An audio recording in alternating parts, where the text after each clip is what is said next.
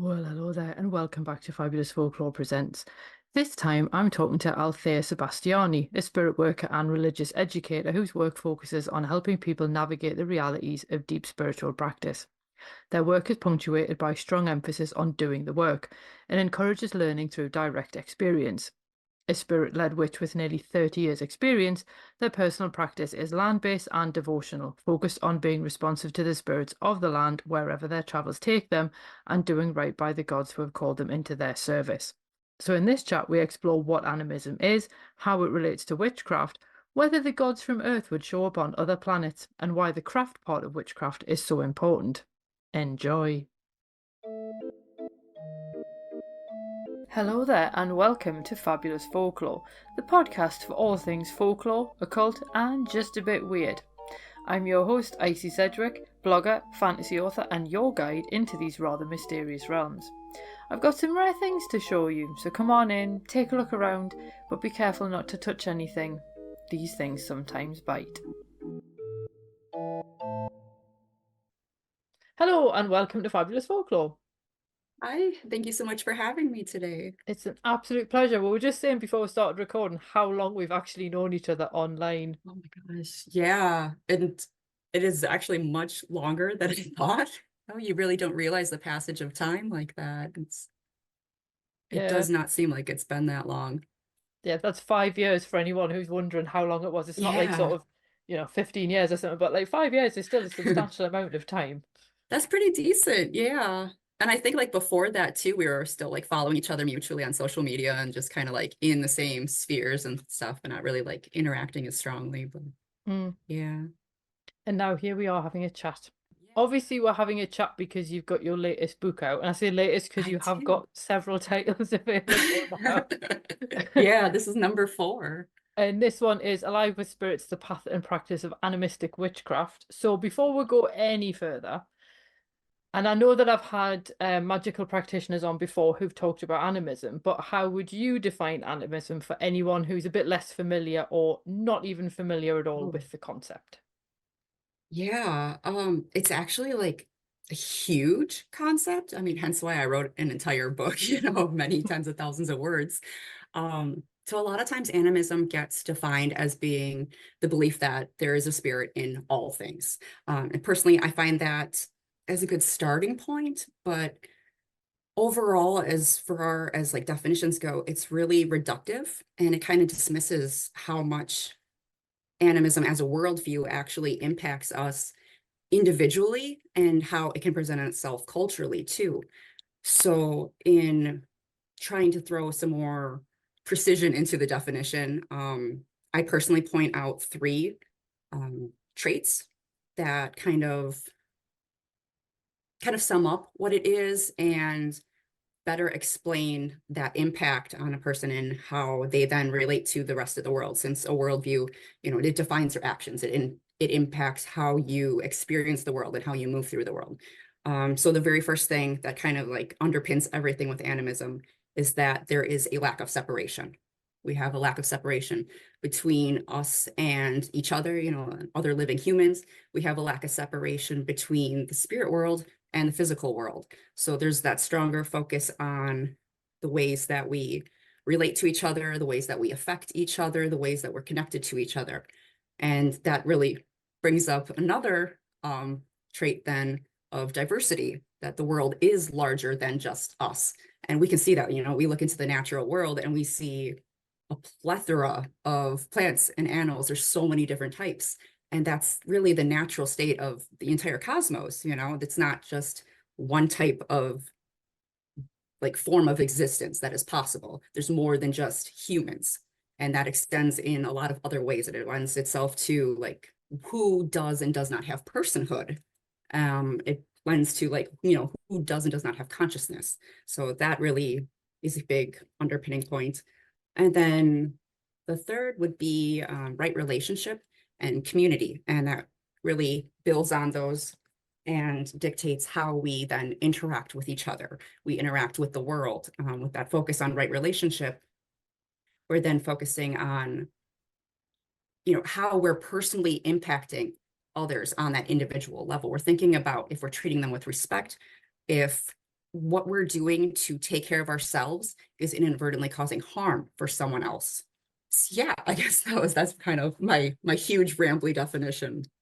Which part of animism do you think that newcomers to this particular worldview struggle with the most at first? Is it like the community aspect, because obviously hyper individualism and everything? Yeah, Or is yeah. it perhaps the concept that, that I suppose it's, there's more beings who have a sense of individuality and personhood than we're perhaps Mm. familiar with?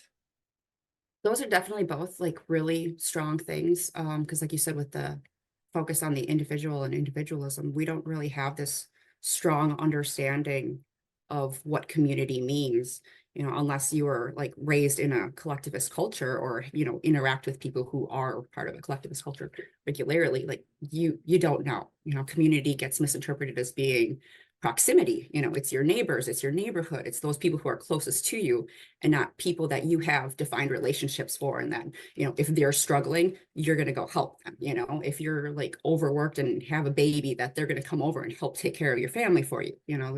We don't have that understanding based on relationships and the interactions. A lot of times when I'm talking to witches, like I'll point out that it's really our relationships with material objects that is a stumbling point. But I think actually it's more of decentering the individual and decentering like our personal perspective that tends to be the most difficult. That individualism is just, it's ingrained so heavily into us. It's really hard for us to accept that, for example, that we're not special. You tell someone, you're not special, they get upset, and that's understandable because that's really a form of like abuse in a lot of interpersonal relationships. And within like the supremacist culture that we have, that's the foundation of establishing supremacy and establishing hierarchies. But animism rejects that. There is no supremacy in animism. So nobody is special because nobody exists in that position where they are more than somebody else. You're not more important, you're not more valuable. Everyone is, you know. So I would definitely have to say the decentering. It's really difficult for us to, especially in approaching the natural world, to think about the natural world not in the sense of what it can give to us and how it's personally impacting us, but how we are, engaging in it in a with that sense of relationships and having a focus on what our actions are doing and how they're affecting others and what the long-term and greater consequences of all of it is. We're very short-sighted. We go out, we see a pretty rock, we pick it up, we want the pretty rock, but maybe we shouldn't have the pretty rock. Maybe the pretty rock should just stay there and we should just appreciate being there and look to find different ways to exist in that space that don't center ourselves and our desires, especially when they're momentary like that. Yeah, because I think a lot of Mhm. the sort of witchcraft practices that you see on, like, these pithy, pretty Instagram graphics, Mm, and they talk about connecting to the natural world. And you also get this a lot because at the moment it's Mental Health Awareness Week as well, as we're yeah, recording this. yeah, And there's that idea of like just being out in nature. And obviously, for a lot of people, that's like, going to the woods, going to the beach, whatever it might be. But there's yeah. almost a sense of you then using nature as like a resource for you to feel better, but also kind of it's about you going there for the practice, whichever one it might be, whether it's mental health or witchcraft or indeed both. Is that a Mhm. little bit too extractive? And is there a better way of doing it that's perhaps more in line with animism than just simply, you know, doing what the Yeah. graphics on Instagram say? Oh, the graphics on Instagram. I think we've like ranted about them like many times in the past. But yeah, first I want to say that like I definitely do not disparage anyone for what they're doing to take care of themselves and their mental health. I know that personally, my mental health suffers a lot if I'm not just finding that time to like go outside, sit my ass on the ground and just be out there and just be in connection with the land like that. But like, yeah, like you said, though, there's this great influence on us from our greater society about approaching the natural world as being a resource. It is there to be taken from for our own benefit. And Yeah, to some extent, like, yes, because the land can provide all of our food. It provides the materials that make our clothes. It provides the materials that makes our houses. It does offer that benefit of, for our mental health. But what are we giving back to the land? Are we caring for it? Are we engaging in relationship? Are we considering that the land is also alive and has its own desires for it? Like, people talk about like going out in the woods and like feeling the energy of the place and like how that means that they're like having this connection, relationship to the land. And maybe they are, but maybe that energy that they're feeling, that strong energy, is the spirits that are around them reacting to them invading, reacting to them busting into their homes and just pushing around, being very pushy with their own energy and just kind of, rushing up on these spirits and kind of demanding their attention and then interpreting everything as if it's a sign for that one living human. Every little feather that falls on the path is a gift from some spirit to them. And maybe there's just a bird up on a tree and it pulled out a feather because that's what they do. Maybe it's just not all about us. Mm. And I think that's a really great starting point. Yeah, and I think if you are going to go out into nature and you want to take anything with you, trash is a good place to start. Oh my God, so much. Yeah. Yeah. I mean, it's, there's a lot, and it shows that place, that location, that you care about it. It shows that you're invested in its well-being. And that goes so much further than going out and like leaving an offering by a tree, like leaving crystals for the fairies, like, no, just go there and take the garbage out. It's a huge thing, pole invasive plants, a lot of places, especially like where I live, there are programs and volunteer days where you can go to like a nature preserve and you can help cut down all the buckthorn. You can help pull out the honeysuckle, that's huge. That shows a lot of appreciation. That shows those spirits that you give a shit about them and you're there to help, not just to use that space and take from it. That those are really good steps. And they do have that spiritual impact, because if you spend like a weekend in your local nature preserve cutting down buckthorn, like I said, for example, those spirits there see you. The spirits in the oak trees they're seeing you. The spirits that are just wandering around, because some spirits do that, they see you. The general like larger genius loci of that place, it sees you.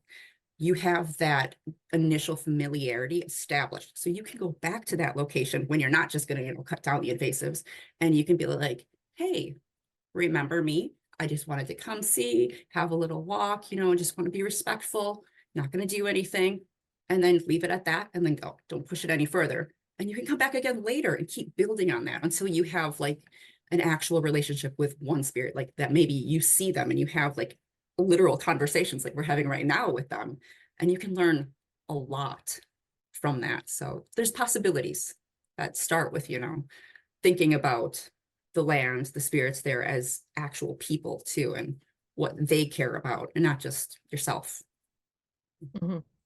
It's just quite funny that you Mm. said that. Literally at that moment, one of the pigeons just landed right on the on the thing above the window and gave us a bit of a Oh fright. goodness. So it's like they clearly want to join in. It's That's annoying because fun. we've got a local blackbird who loves singing whenever I've got the window open in the summer and I'm recording. So like all last year, he kept making an appearance. So I'm waiting to see if he's going to do it again Oh this gosh, I year. hope so. That would be great. So you mentioned there about genius loci, and I'm sure I've Yeah. mentioned them on my Roman gods episodes because obviously the Romans big fans of the genius loci. Oh yeah. And I think there's some, is it confusion? I don't necessarily know if confusion's the right word, but there seems to be some slippage when I see people talking about this online between what is a land spirit versus what is a genius loci. So how do you define them? Are they the same thing? Are they Oh different? Does gosh. it depend where you are? I know in the past I have not been as clear with the definitions as I should have been, especially for clarity and, other people's comprehension of what I'm saying. I do try to be much more clear at this point, where trying to think how I should best describe this, trying to be clear. Land spirits I use as a more general term that encompasses, I guess, also the genius loci, but also like the spirits in the trees and the individual plants. The human dead that are just walking around that location, wandering around, the non-human spirits that are just wandering around doing their thing, the animal spirits, like from dead animals, the spirits in plants, the spirits in the rocks, the spirits in the river, a hill, all of that is like a very collective catch-all term. Whereas genius loci specifically would be sort of, I hesitate to use the word larger, but like a larger sort of governing spirit of a place, a place being like a precise location that, has semi-definitive borders that's, defined by stories, by the history, by things like that. Like a forest is a place, like a specific forest, so there would be a spirit of that forest. That would be the genius loci. The spirit of every single tree is not genius loci in itself. It's just a land spirit. It's just a spirit that has that connection to the land.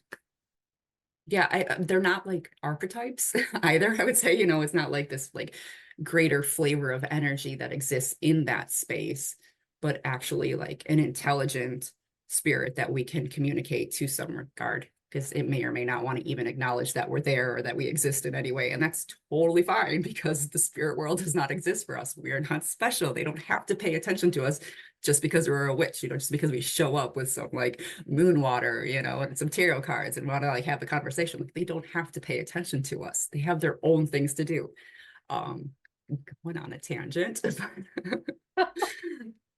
Yeah, trying to think if I'd add anything to that definition. I guess that's pretty much it. Yeah. Yeah, I mean that sort of chimes with a lot of the stuff that I read, particularly about the Roman concept. Because the thing I quite like about them, and I know obviously a lot of people rightly have issues with Romans, but they did write a lot of things down, which was We nice do of them. appreciate that. Yeah. Yeah. We And appreciate written historical records. yeah. Yeah. And I think this is where it's really interesting for me looking at this from obviously a British context, because we have, for example, Sulis in Bath, who's then syncretized with Minerva, or we've got Coventina up here in Northumberland. And the Romans saw them as goddesses, but they were only specifically attached to those places, like actually a spring and a well, Mm. which to me implies that they were associated with that specific feature.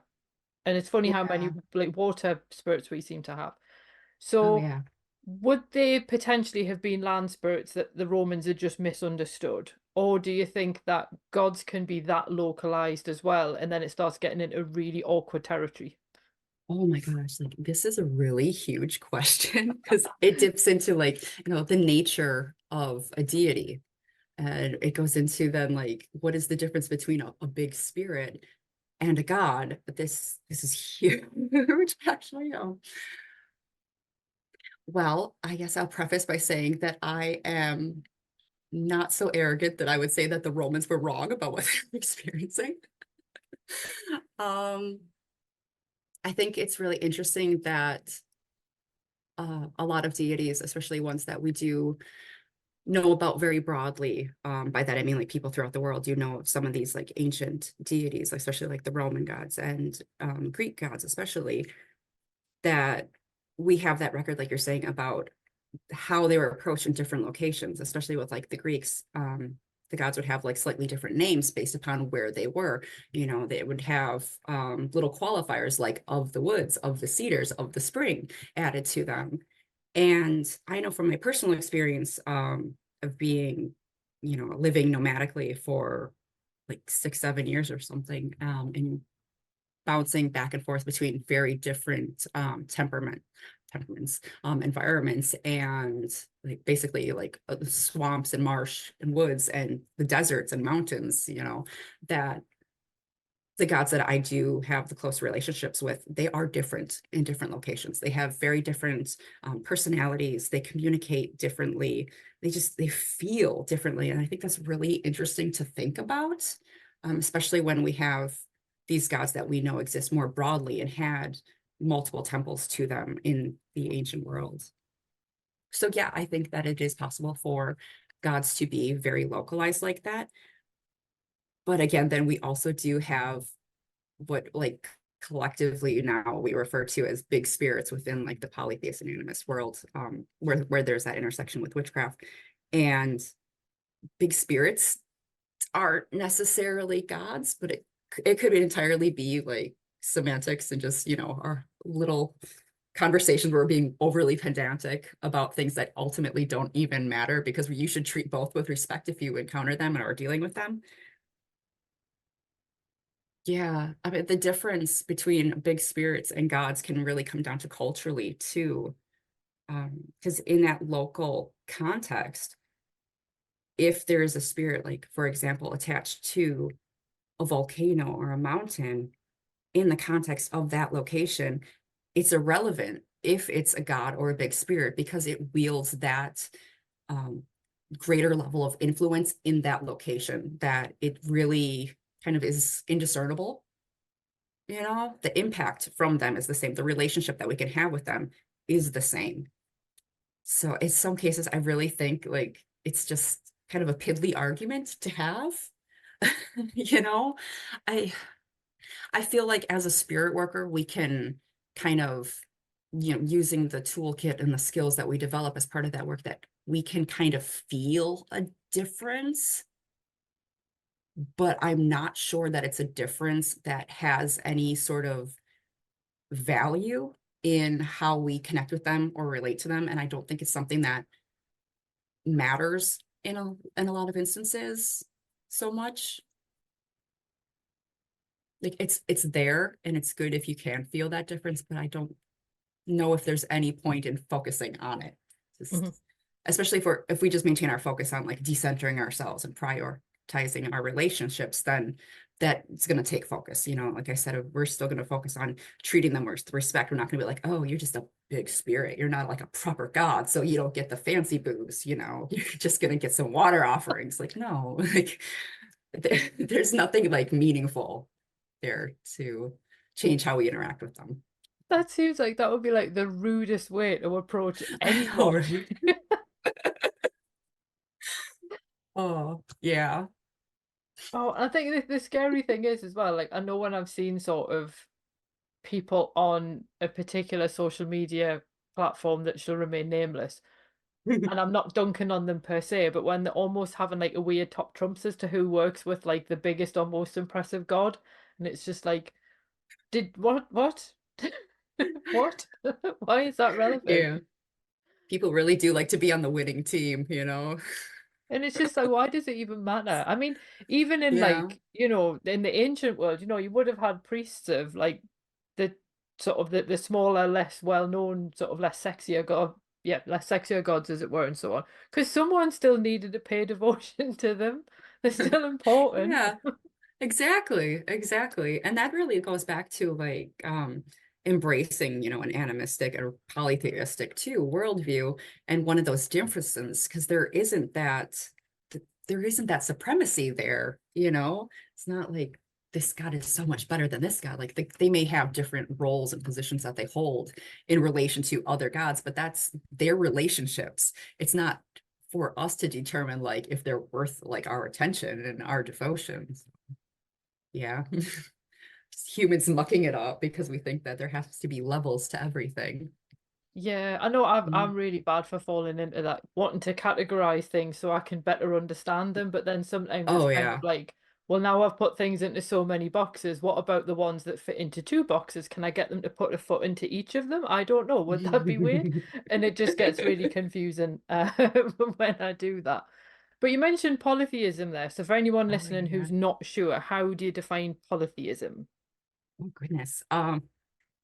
So like animism, there's definitely a sort of general definition that gets thrown around, and that's the belief in many gods. But also like animism, that's really kind of reductive. It's doesn't touch on how it is as a worldview, how it personally interacts or influences how we interact with each other, with how we view the gods, how we move through the world. The poly part of polytheism is really, really important, because the poly, meaning many, isn't just about the gods. It's again that diversity. Polytheism is it's about all the gods. It's about all of the diversity. It's not just the gods of one culture. If that culture is polytheist, well, then they acknowledge the gods of other cultures too. They're not just like, oh, your gods don't exist because this is our god of like whatever property, and ours is the only one. Like that's not it. There is that acknowledgement that the world is very, very large. The cosmos are very, very large, and there are many. forces that are active in maintaining, order in the cosmos. And we can attach names to those.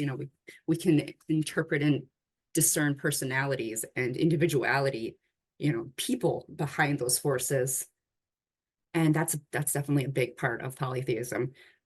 And on that individual level, though, that translates to us being more, and I'm speaking very much about contemporary polytheism, in the context of our generally Euro-American society, not to specifically historical polytheisms. There are other people who focus on that. I'll let them speak to it. They're the experts there, not me. But we have to remember that the poly also refers to other cultures, other people, and being open to them. It's not about like finding religious excuses for bigotry that's from outside of our religions and really just nasty influences from the overculture. I'm wandering away from the question again. I'm going in tangents again. But yeah, big part of polytheism, just recognizing that it's not just about seeing many gods, that many part is really huge. Many perspectives, many opinions, many approaches to the gods. And that's really important to keep in mind. So is that why it's quite compatible with animism then? Because it Oh, yeah. recognizes that, because all I've got in my head now, because my head is a weird place, is that idea of like the needs of the many outweigh the needs of the few or the one. Oh, And I'm goodness. like, I can't believe that like Spock is getting aired again on the podcast. But it's like, is it that sense that because there's lots of different types of input Yeah, and so on, rather than having like exactly. one person shouting louder than everybody else, it's like, well, everybody gets a turn at saying something.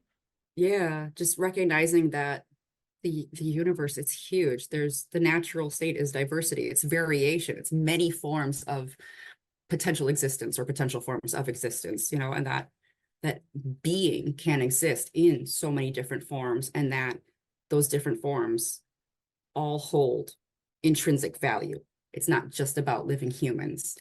Yeah, definitely that many part, poly part, and being respectful in the interaction. So the two very much go hand in hand, especially like now. Like if you bump into a polytheist or an animist online, they're probably, both. They're probably polytheist and animist. They really do tend to go hand in hand. Yeah. And especially if we go back to our conversation about big spirits versus gods, like it's like, okay, is this culture just animist or are they also polytheist? Like the line, it's blurry sometimes, it's really Mm. blurry. I've just thought of a really awkward question, which is probably going to be really annoying. But I'm going to ask it anyway. Because when you Oh when you gosh. mentioned the cosmos a few times, and you Yeah. think if we follow Professor Brian Cox, big fan, of the idea that there must be life out there on other worlds, there has to be just by all the loads of averages. Mhm. Would would would gods that we interact with, or you probably see where I'm going with this, would gods that we interact with on Earth, would they also show up on other worlds? Because I'm guessing they're possibly not as bound to time and space as we are. That's a fascinating thing to think about. And that is like actually something that I've been like, wait a minute, It's like, oh, I think like going back to how I mentioned how we have gods that are like very big, they're attached to like cosmic forces, and yet we see them having different names and slightly different personalities within certain locations. I think it could be similar, but yet then I also do think that there could be deities that exist, with their primary focus over there and not really interacting much with us because, again, we're not special. If there are other planets with other gods, then there's going to be other types of people there too that, are not human, and they deserve to have their own gods that have nothing to do with us. The universe, the cosmos, it's huge. So it makes sense that there would be. And if you get into like deeply personal relationships with the gods, sometimes you get the sense of the face behind the mask, the something greater behind the image they're giving you of them. And so it's really very possible that some of the gods that we are interacting with would definitely be on our hypothetical, but still very probable alien planet elsewhere. Yeah, absolutely. I've just got a mental image of like imagine you somewhere else. It's like, oh, excellent. Oh my gosh. It would be so cool to see the local art though, you know? I would love that part. What do the temples look like? What do the paintings look like? The frescoes, like I want to see the art. I want, especially the folk art. I love religious folk art. It's Mm. one of my things. I wish we had more of it within paganism.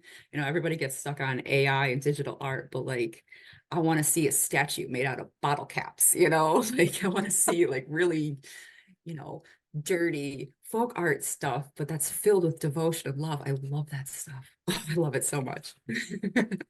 Yeah, this is the thing. I think nobody ever mentions like when people first sort of get into any kind of like, you know, I'm trying to think, I don't want to just say witchcraft, but any of those sort of Yeah. belief systems.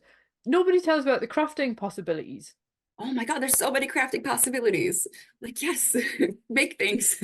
Don't buy them. Buy the things to make things, maybe if you need to. You know, E6000 is great, but make things. Yeah, Yeah, well, absolutely. that needs to be advertised more, I really think. Yeah. Put the craft back in witchcraft. Yeah.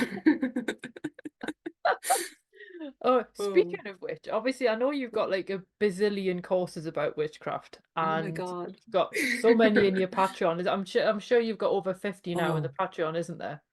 yeah, this month is, I think this month is 52. I'm not 100% sure. I know we're over 50 for sure. I'm not sure how far over. Yeah. And obviously you've got your books about witchcraft and obviously Yeah. particularly the most recent one. Now that's Yeah. the one that explicitly teaches witchcraft from an animistic point of view. Yep. And I know we've sort of touched on this, but because there's so many different ways, I guess, to practice witchcraft, like can people be Mhm. witches without being animists? And can people be animists without being witches?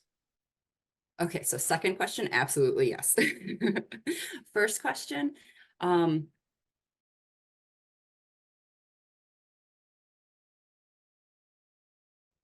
it's a complicated question, Casey.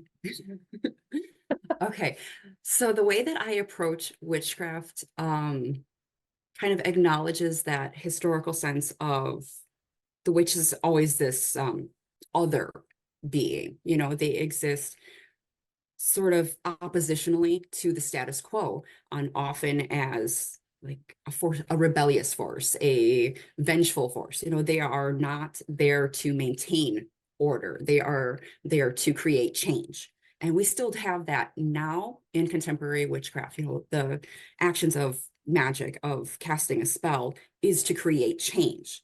And I maintain personally that that is a huge part of witchcraft and what it means to be a witch. There's that inherently transgressive and subversive quality to it. The witch does exist, you know, in as a counterpoint, you know, to the really yucky parts of our society and the overculture that really are affecting all of us in negative ways, and that, you know, we actively work magic against. You know, like what is a prosperity spell but an action to work against the not to go too far into that tangent because I will, to the hyper individualism, the capitalism, you know, the consumerist drive that is just endless in our culture. So, in keeping in mind then that the witch is that oppositional being, that they exist as the antithesis to the status quo, we have to look at what our society then prizes. Like we've touched on how that individualism, where it's just all about you and what you want and what you need, buy everything that you want and have it, but yet treat that thing as being disposable too, because it doesn't matter. It's more important to have that thing than that thing. That's where the value is. It's in the possession, not in the object.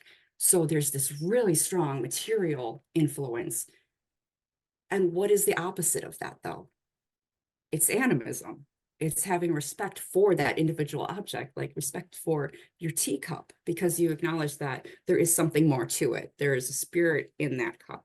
There is the history of the materials in that cup, the people who helped extract those materials from the land, the clay, you know, who helped run the machines that created that cup, who put the glaze on. There's all of that, and all of that matters. So I think it can be very difficult to be a witch and not also be an animist.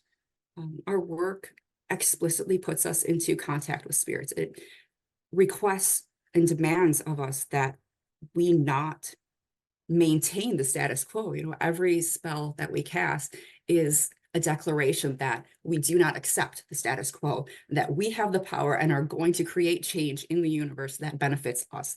I mean, that's an action to push back on oppressive systems. You know, that is a political action.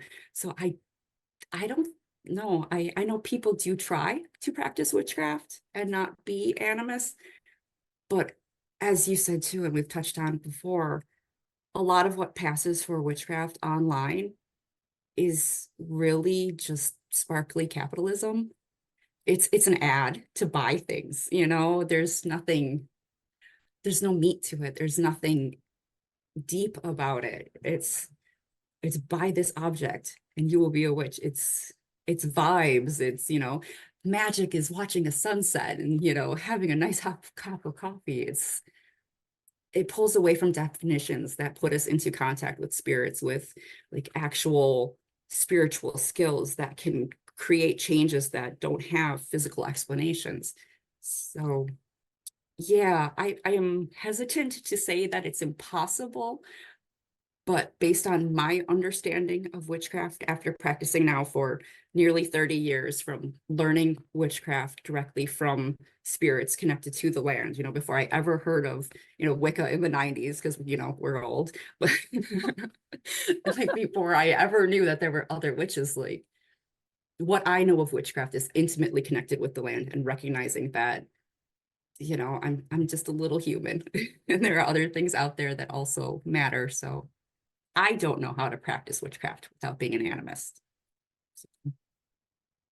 So do you think that sort of leads on to one of my other questions, that there's probably quite a lot of misconceptions about witchcraft that I think quite a lot of people have. And that in some cases, like pop Yeah. culture is to blame for that, you know, Oh, thankfully. yeah.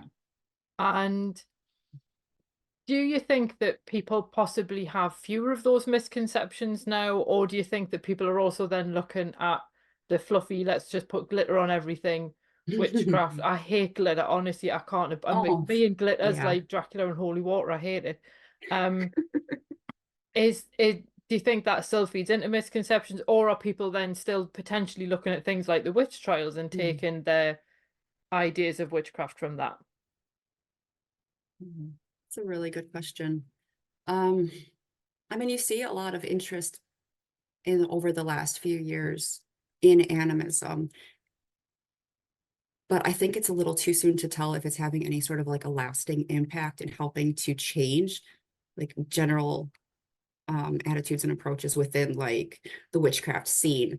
Because it's still very likely that it is a trend, you know. It's like I'm hoping it's not. I hope people like keep buying my book for the next decade plus. That would be great. Like, but there is that very real possibility that it's just the current buzzword that, you know, next year interest will turn to something else. Um, like even if you look at like the intersection of paganism and witchcraft, like paganism is not as big as it used to be. Like the interest is moving away from there, whereas witchcraft, which more easily lends itself to being product driven, you know, and it it's still going really hard. You know, it's doing really well. It's got its big moment. It's just riding that really hard. So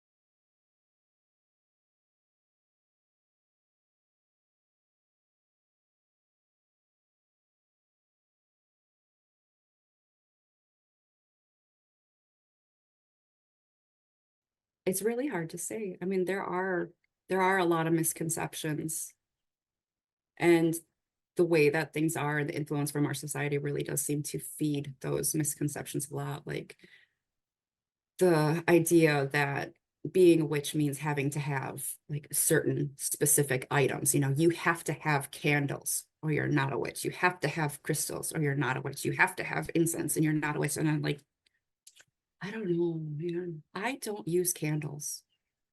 Like, like I don't use candles in my spell casting, in my magic. I burn a lot of shit. I burn a lot of stuff. Yeah, but I don't like use like a spell candle, you know. I'll have a candle because it's a mini bonfire, you know, it's a little pet fire there to help me. So that's definitely a huge misconception, that focus on the material. And it makes sense though, because witchcraft springs from that connection that we have with the land. The physical world is deeply important to the practice of witchcraft. Like, as witches, we are most effective when we act from that place where our physical body and our spirit body are working together. So we need the physical world. You know, we're not spirits having a physical body, we're physical and we're spirit together, and both of those matter.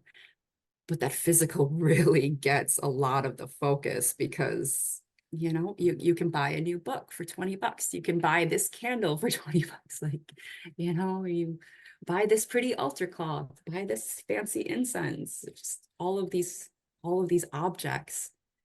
And they get this belief attached to them that they're what holds the power, they're what makes the witch, and not the skills that the witch puts their time in honing and developing. That it's not the relationships that the witch has with the world around them, with the land, with just the plants that are outside their door, you know, wherever they live. So that you know, that the idea that it is expensive to be a witch, that you have to spend money to be a witch, is just such a huge misconception. Like contemporary witchcraft, you know, it's not old. It does not go back hundreds of years like people want to say. It's not the same thing as historical witchcraft. What we're doing is very contemporary. We pull inspiration from historical sources, but it's not a direct connection. It's not a continuous line. But even with that inspiration, like we like to say, like, oh, the original witch was this wise woman living in the forest alone. Like, okay, do you think she had access to Etsy or Amazon? She wasn't on Instagram, you know, she wasn't buying things. She went outside, she had a relationship with the plants growing around her. She was using those. She was literally, you know, basically a poor farmer using what was at hand. And that's an attitude that I would really love to see people put more attention to in their own practices, you know, that scrappiness, the using what you've got, like having the skills so that you can just go to your kitchen, open your junk drawer, and make something that you need for your craft. That's actually one of the exercises that I have in one of my courses too. I just remember people have to walk through their house and listen to like what calls out to them, and then take those random objects and create a ward to protect their home. Yeah, I just remember that. So yeah, I'd love to see that ability to make do with very little. What I really like as well is because I know the kind of people that listen to this podcast will be sitting there going, "Oh my God, I have a junk drawer too." You have to have a junk drawer. It's mandatory.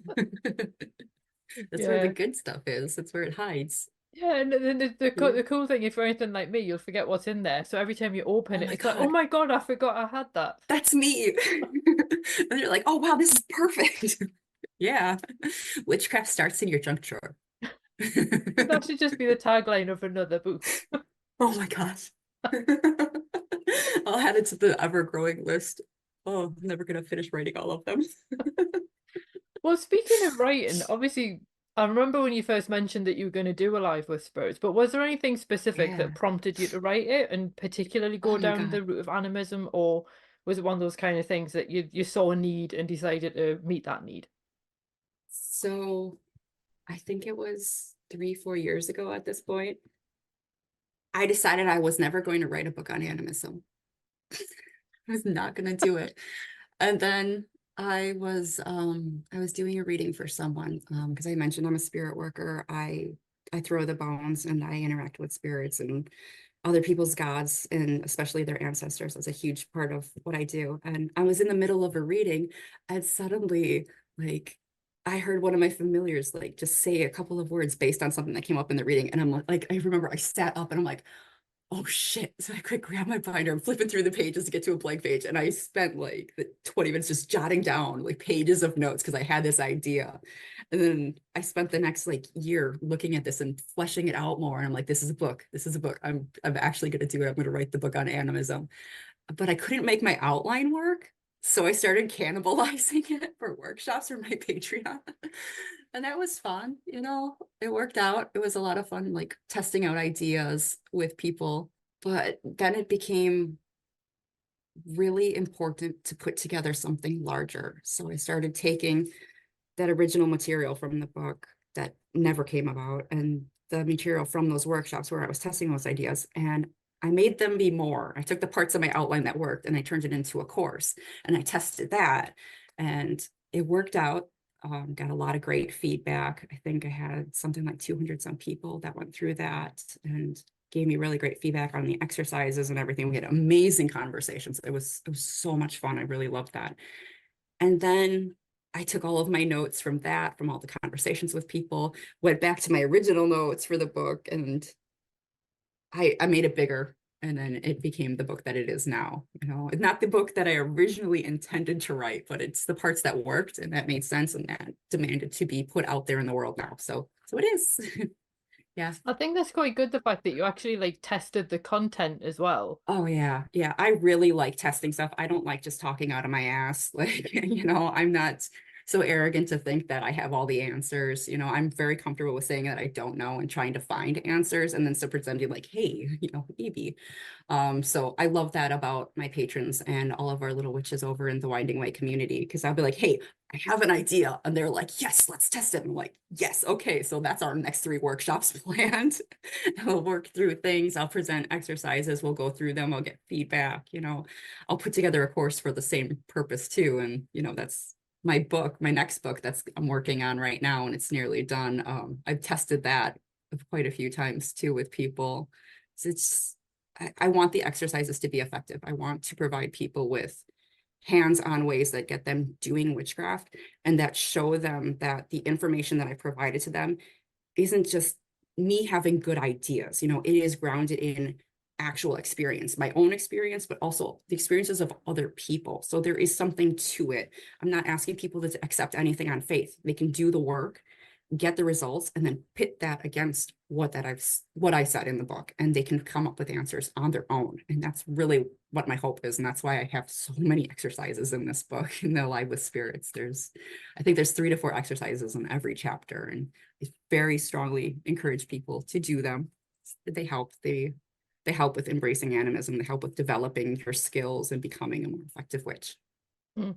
I think the thing that it's quite interesting, because obviously I've got a review copy that I will be posting a review of. The way that you always structure things, because you do everything in lessons, there's obviously Yeah. automatically that kind of course feeling to it, which I think you sometimes find with sort of some books that I've come across where it's just like a different topic per chapter. Yeah. You've got to kind of get to the end to sort of see how it all kind of fits together. But because you've always taken that sort of not quite baby steps, but it's like, here's a thing you can practice regularly in week 1.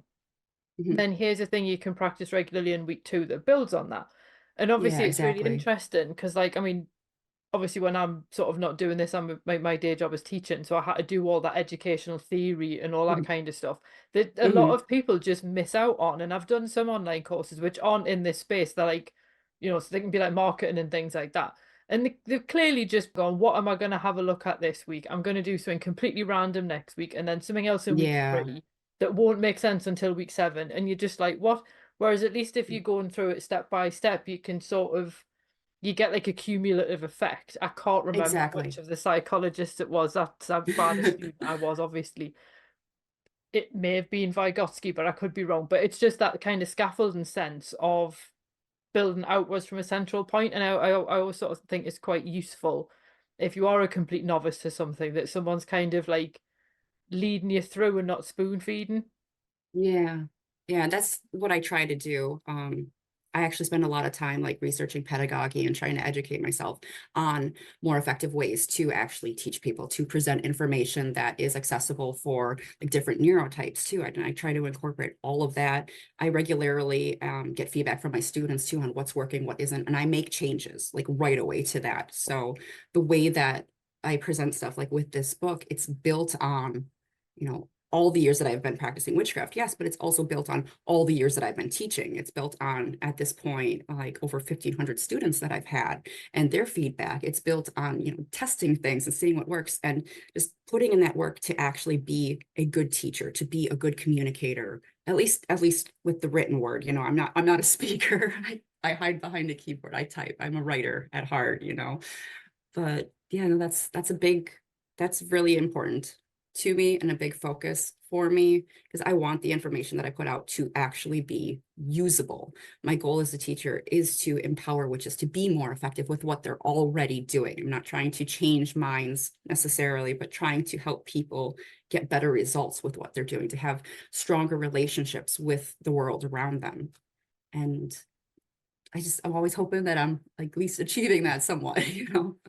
It was also really nice Yeah. as well because I remember you posted about this before the book came out, but obviously any eagle-eyed listeners, that sounds wrong, but you know what I mean, who pick up the book will recognize a familiar name in the front because I think did Sarah from Ronin Sage, was she like an Yeah. advisor or an editor or did she do both? Oh my gosh, she was my initial editor. She was such a huge help with this book, actually.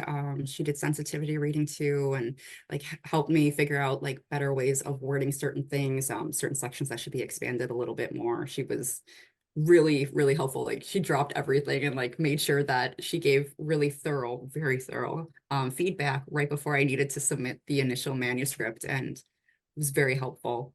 It was really very helpful. Yeah. Cool. I just thought it would be nice to Mm. kind of give her some props, because obviously friend of Yeah. the podcast. Love Sarah. Love you, Sarah. Everyone go check out her work too. She's so good, honestly. I know she's Yeah. I think she's just dropped the latest monograph in Herbaria, which I mean, Oh. obviously for anyone who loves plants, and I know a lot of my listeners love plants, and I sort of feel like because plants sort of fit in so nicely with everything from like witchcraft right through to folklore, Hmm. it's people can engage with them in such different ways. But yeah, the latest monograph's dropped. I'm going to obviously read through that because I love Yeah. all things botanical, which is fun when I have to do gardening with sciatica. Yay, Oh. tons of fun. But you've just mentioned there about your next book. So what are you working Yeah. on next? Because you are literally one of the most prolific writers that I know. It's accidental. Yeah, the next one is going to be on ancestor work. It's Oh, going to be cool. with ancestors and from that animistic and specifically witchcraft perspective. So it will be complementary to Alive with Spirits, but not like a follow-up per se. It just, it's based in the same things that I'm based in. So of course it's there. Yeah, it's it's going good. It's nearly done. I've already tested like everything in it too and ran all the major ideas past my students and gotten really great feedback. Like we talk a lot about ancestors within the witchcraft scene, especially the last few years. It kind of like busted in as like one of those trends and things, but it's kind of maintained some interest, which is really, really great to see actually, because like we talked with about animism as part of it is decentering the individual and recognizing personhood in other things. Like one of those other types of people that we recognize with animism is the human dead, you know? And from an animist perspective, human dead they're not out there and gone in a way. They're still members of our community and we still have to care for them because our actions impact them and they impact us too. So that's a huge part of the book.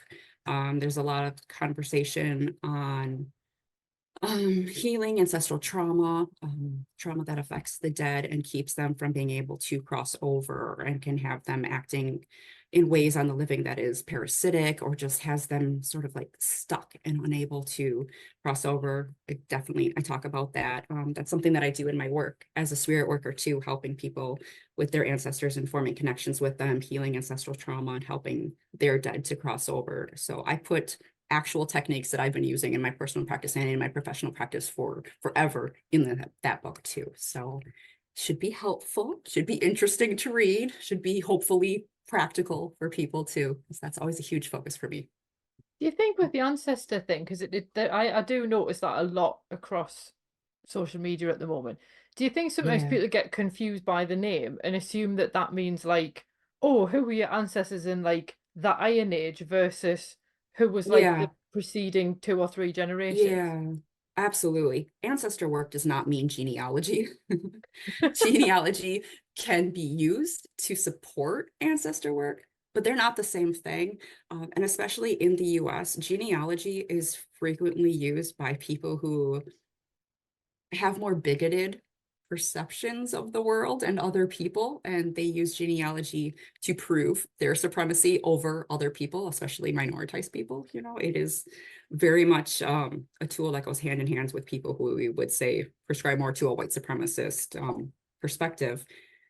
And I think that's really important to keep in mind in an American context, especially, but broadly, you don't need to know who your ancestors are to engage in ancestor work. You really don't.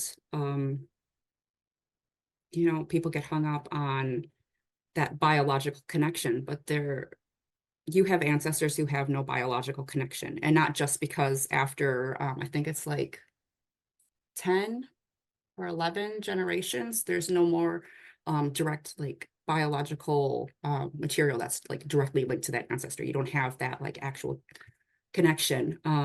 But you have ancestors that were just friends of the family, that were family of the heart, not of the blood, if we want to use some like catchy little terms. Just, a friend of the family, someone's partner, but they never married, that they still count in your family. Like you think about now, like who counts as part of your own family.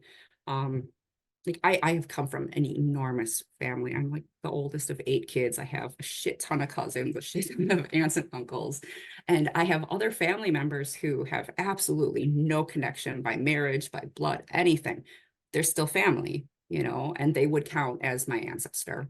And so it's, again, creating more broad understanding of what ancestor means. Just like with animism, we take that broader understanding of who can have personhood, who does have personhood, and extending it to non-humans, and that's obviously something that we tend to struggle with in our general society, because we like to withhold personhood from even just other living humans. So that tends to be a stumbling point with ancestor work, but it'll be a good thing to work through. I cover that in the book too, so hopefully that is helpful for helping people to work through that and to get through some of the reservations that they have in approaching their ancestors. Because like a lot of us have not good relationships with family, with living family. We've got people in our lineages who were just frankly assholes who don't deserve to have our attention. But they can create problems for us spiritually if we consider that, spirits are comprised of energy. Energy can exist as a connection between us and other spirits, and that connection can have an impact on us. So there's things that we need to do spiritually to help sever that connection or make it be more healthy, and also covered in the book too. So yeah, ancestor work a lot of times feels like a lot of obligation, and it kind of is, but the results, they're good. The results are really good, and they help clean up a lot of problems, especially like recurring patterns that we can have in our lives that are impacting us, and we can't really seem to change things. Like our just everyday actions aren't having an effect. Sometimes it can be because we have an ancestor who is stuck with ancestral trauma, and the pain that they're feeling and are trapped in is actually rippling outward and impacting us in the lives, and that ancestral trauma is causing things to happen for us. Yeah, it's a little bit different than like generational trauma, which is more biologically based too, and just behaviors in families, but there's crossover. Cool. I think it'll be interesting to see how people approach it, 'cause I think because people are so much more used to cultural points in the year dedicated to the dead, I suppose Yeah. it might feel a little bit more approachable from that point of view. And obviously my brain went straight to Halloween, but I am thinking of obviously Yeah. other periods and other festivals around the world as well. So I think that that'll be really interesting to see how that one gets received. Yeah, hopefully it goes well. It's It'll not be, as exciting as animism, but it's still it's a good topic. I don't know, like that one seems a bit more goth friendly, I think. Maybe I'll luck out and get a skull on the cover too. Like it'll be great. So obviously we've talked about your Discord a little bit and the Yeah. fact that you've got Patreon and so on. Where can people find you online? Best place is always my website. It's ladyalthea.com. And I'm on all of the social media. Well, I guess most of the social medias at this point. The ones that I'm on, I'm on as at Lady Althea. At this point, I'm pretty much just on Instagram. I'm on Threads a little bit. Facebook is just for updates. So, if you just want very casual updates, that's the place to go. Um, there's that place that shan't be named. I'm still technically on there. The account's still there. Because you don't do TikTok, do So, you? I don't know. Neither do I. I'm kind of video averse. Like I just want to hide. I'm very reclusive. I'm very hermity. I spent too many years in the desert in the middle of nowhere just doing my own thing. Video just kind of makes me cringe. Like, oh, it's too much pressure. Can't face with my face. Yeah, I signed up just to claim my username, and then I was like, I have Oh, no idea what I'd post on here, and right? and I don't know, I just feel like I'm too old for TikTok. Such a mood. Yeah. I don't know what I do either because I'm never gonna like dance and point at the sky. Like I don't even do reels. I think I've done like one reel on Instagram and it's like the wind blowing through the trees and birds singing, you know. I'm Yeah, really great at social media. my reels are nearly always either me walking through a cool place and doing a Yeah. voiceover, or videoing a plant and doing a voiceover. So I'm like, this is basically just a podcast with a picture at this point. Yeah. Yeah. I don't know. Like being on camera like that, I couldn't do it. I don't even know what I would talk about. How do I say that? As a writer, I'm very verbose at times, and as everyone can tell, I love a tangent. Like put the camera in front of me and be like, "Ugh." Spend the first 5 seconds just drinking tea and trying to collect myself. There'll be an audience for that somewhere. Oh gosh. Well, there it is. There's my new TikTok account. It's just Althea sitting outside, drinking tea and staring at the clouds. Oh, Ah, well, it's been absolutely lovely talking to you properly at yeah. last after all this time. Yeah. This has And I been will good. post a review of the book as well when I finished it. Yeah. I don't. I feel like I was going to say something else really profound there, and then I heard the bird outside, and I just like my brain went straight to that. So apologies. There was something really clever there, but nope, it's gone. Oh, another Well, time. it has been really nice talking to you though, because it is one of those weird Yeah. things when you talk to someone for so long in So, text-based format, and then you actually get to chat properly, and it's always quite nice. yeah, it's like we're just hanging out here, which is great because with the time zones, especially when we bump into each other online, it's so erratic too. Because it's my afternoon, it's your evening. Yeah. But it's been lovely talking to you. Mm. Obviously, people will be able to find all the links because I'll put them in the show notes so that people have things they can click on and so on. Yeah. And yeah, yeah, because it's always quite funny when things like web addresses turn up in the captions on the video. I'm like, that's unhelpful. But at least it's then written out if anybody wants to then go and type it in themselves. But the links will be in the show notes and all that kind of jazz. So that's quite helpful. Yeah, we love clickables. We love to click things. Yeah, I hate it when you have to feel that need to put click here, and it's like people know how to use the internet. You hope so. Yeah. Yeah, but anyway, it's been lovely talking to you. Yeah, thank you.